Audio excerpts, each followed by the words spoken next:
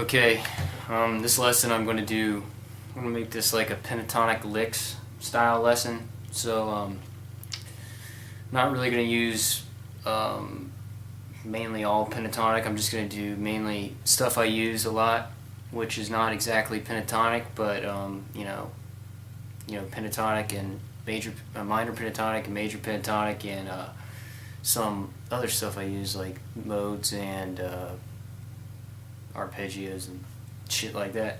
So I don't know how I'm going to start this off, but I'm going to keep this in the key of E.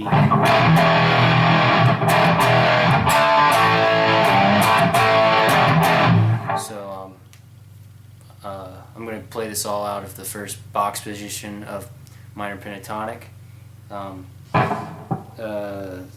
First useful lick is this lick that goes like this.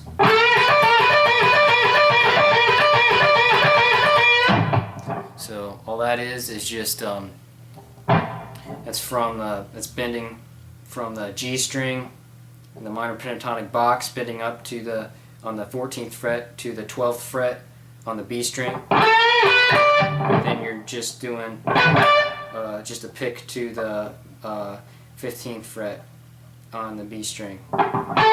So it's bend up to this note. Just repeat it. Simple as that. And the picking style I use to make this work better for me, it's kind of weird. Some people like to do it down. I've seen this lick. A lot of people play this lick. Like Slash. I've seen Blue Saraceno play it, and I've seen I don't know. That's really all I saw play it, just those guys, but a lot of people play it, but it just, I see them, they do it like just down, down, down, up.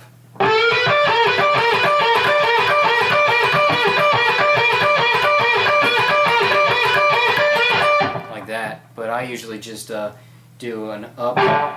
I keep it strictly alternate. I do an up on the bend on the G string, and then a down, and then an up. I think that's what I do.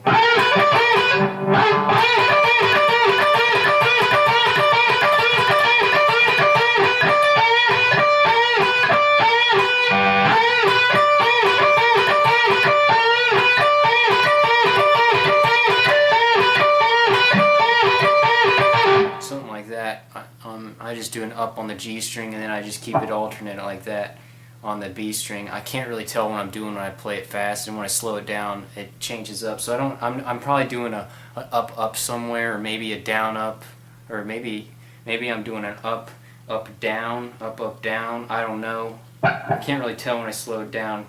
I don't want to annoy the rest of my family, so I'm going to quit playing that lick. Okay, so find a picking style that works with that one. It's a pretty cool lick. Now the same thing, you can do a variation with this one, which is kind of the same thing, but you're using a pull off, where you're just going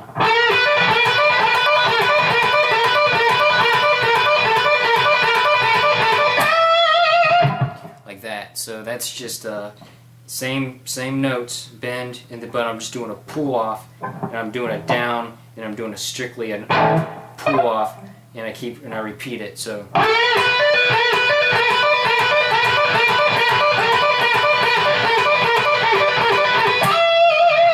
always like doing a little bend up to the root on the minor 7th, which is the 15th fret, and apply heavy, wide vibrato on the end of that, and it sounds pretty cool. It's pretty effective when you're playing lead. Okay, so that's another lick, and another popular pentatonic lick, which is strictly in the pentatonic scale, is this one, where you just go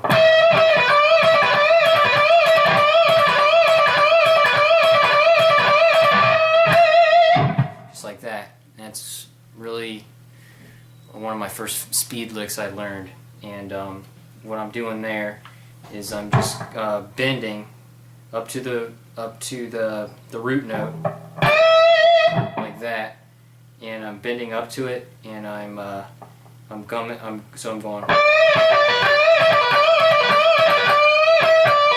Then I'm coming back. back, I'm bending up to it, and then I'm coming back down for pull off.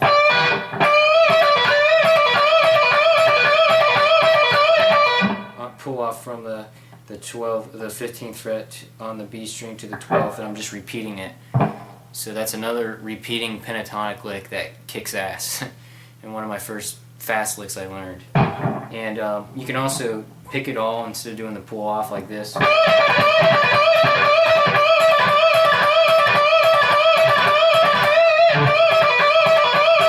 That's pulling off right there. Picking. See which one you like, and then you can always bend up to finish the lick.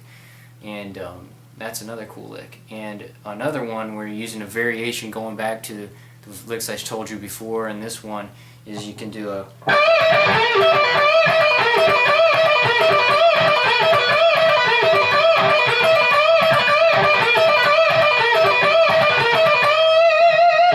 just like that, and that's just doing the same thing as the first, and then you're going down to a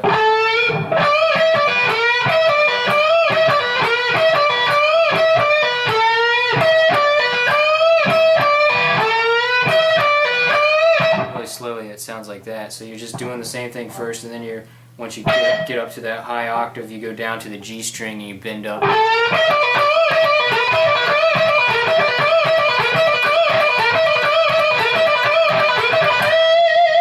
Then you can also go up to staying within the scale shape. You can go up to the high E string and hit that minor third sometimes, and it might sound cool. So that could sound like.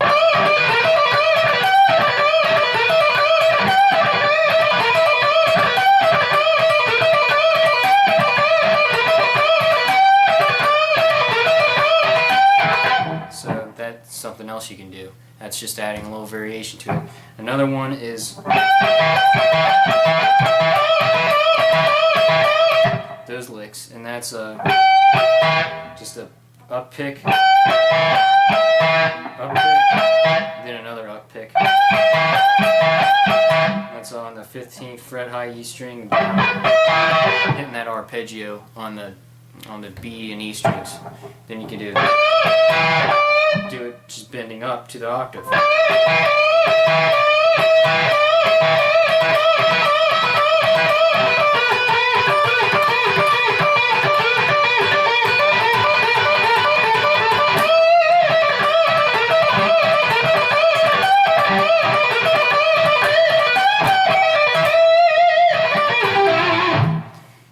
Some of those kind of licks down into it too. Okay, and the next lick is, let's see, if another pentatonic style lick. You can, I heard this is like one of the slow blues kind of licks, like Albert King style. It's just a bend up, just like that. That's just. It's kind of hard to get that vibrato up on the high E, but it's worth it if you can get it, because it makes that lick sound really cool. So you're just bending up on the 15th fret on the high E string, and then on the 12th fret, just then back to the 15th. Then release, arpeggio, then like that. And it's played with attitude too, so you gotta really shit.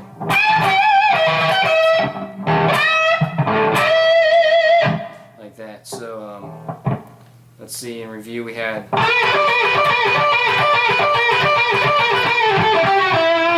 do something like that. Then second lick, third lick, fourth lick,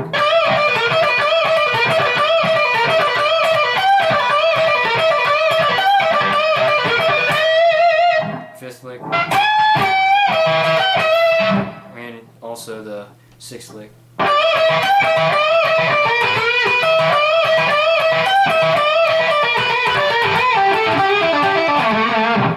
Something like that, and you can just improvise with the scale and come with different variations with that. Another lick is just this. It's just like a. It's really just something I see a lot of people do. It's really easy. You just bend up and put your pinky up on the 15th fret and just go. And just vibrato, and it sounds pretty sick. That's just a bend up to the on a G string, just a 2-fret bend.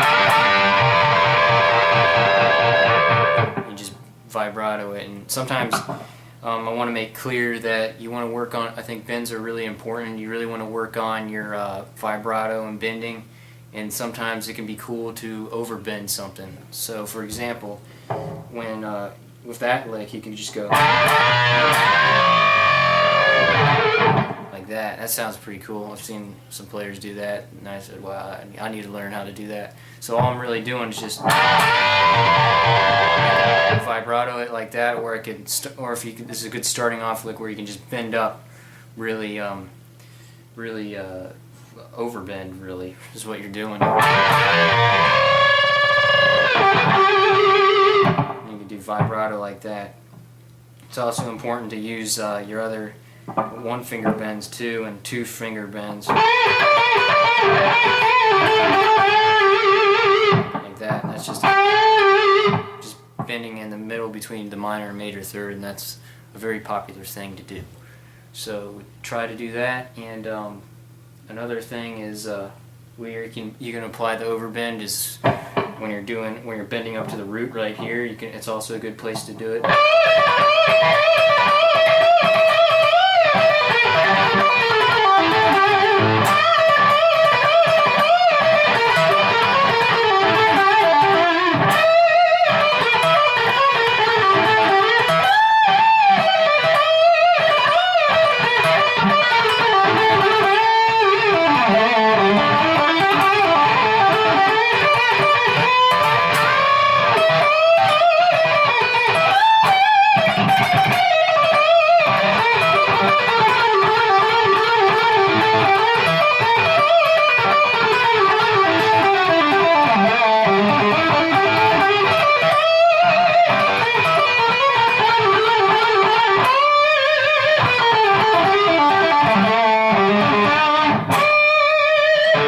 Okay, next thing you want to do is always work on improvising like I did there. Just mess around with the scale and you can come up with a lot of cool licks.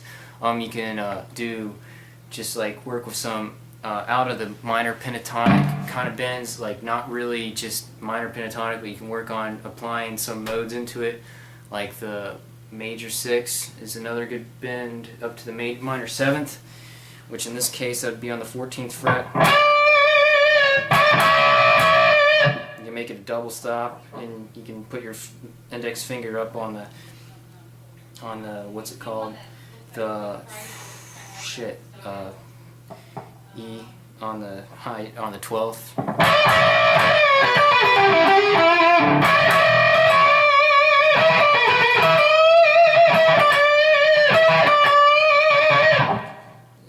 And another one is you can go.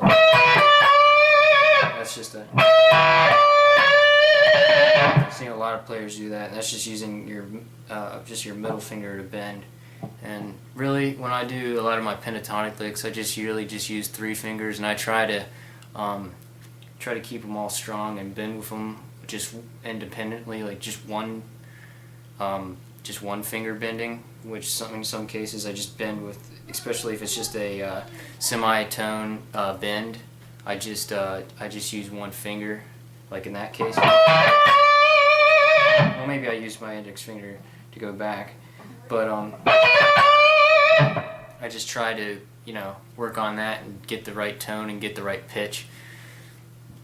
That seems to work out good. Instead of using all 3 fingers all the time, which is a good thing to do with beginners, I recommend, but at a point where you really tear up your fingers, it really becomes easier just to, your fingers are strong enough that you can just use 2 fingers at sometimes, and you can free up other fingers to do other incredible things, I guess, so to speak. So, with that being said, you can another thing is work on the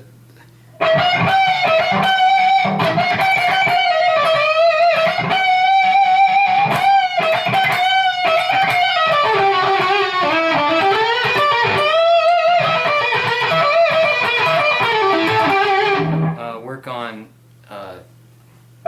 pull-offs too. That's important. When I was doing that, I don't really pick everything when I play pentatonic stuff. I really don't like picking a lot of shit because it kind of makes you sloppier. So whenever I can throw a pull-off into it, I do it because it's easier and it sounds better and it sounds cleaner. And hammer-ons too. Those are really important. So hammer-ons and pull-offs, make sure you learn those because that's important. And apply them to your pentatonic playing and find different combinations with it, but also work on your picking hand too to clean it all up. But you don't necessarily have to pick everything because that would sound really boring if you picked everything. Ow. I'm not sitting on a chair, so this kind of hurts, but I'm going to make this lesson longer and I'm going to shift over to the major pentatonic scale, which basically with that scale you can play some of the same licks. It's just like if you go, it's just all the way down a minor third. So with your octaves right here, you just move, and your pinky's right here, and if you're doing it like this, you just move it all the way down like that, and you got the major pentatonic. But you can't play it the same, because if you play it the same, you'll be playing a D flat minor pentatonic, and that's not what you want. You want to play E major pentatonic. So you want to end your home bases here, or here, and here, instead of being down here. So it's here, it's the end bass. So to make it E major pentatonic, land on the E to end it.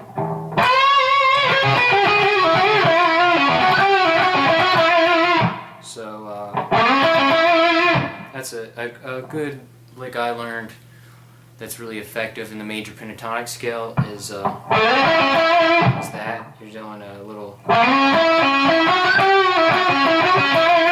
something like that.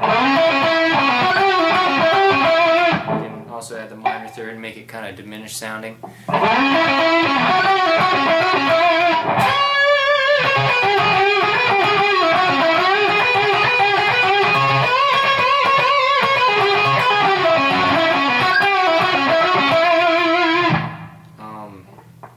So that's basically just your.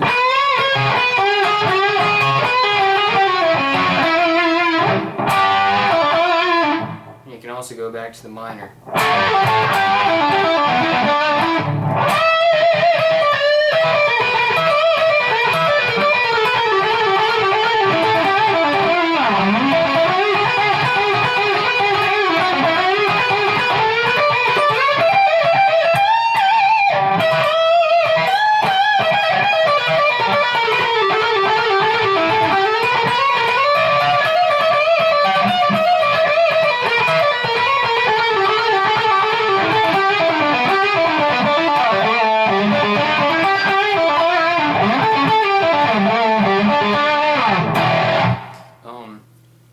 Another thing you can do is use some it's called like mixolydian pentatonic, which you just substitute the major third for the minor third, and you can get some scale like this. That's a really cool scale to do. So you can apply any pattern you want to it. So I don't know what that is. That's just going. It's a cool pattern.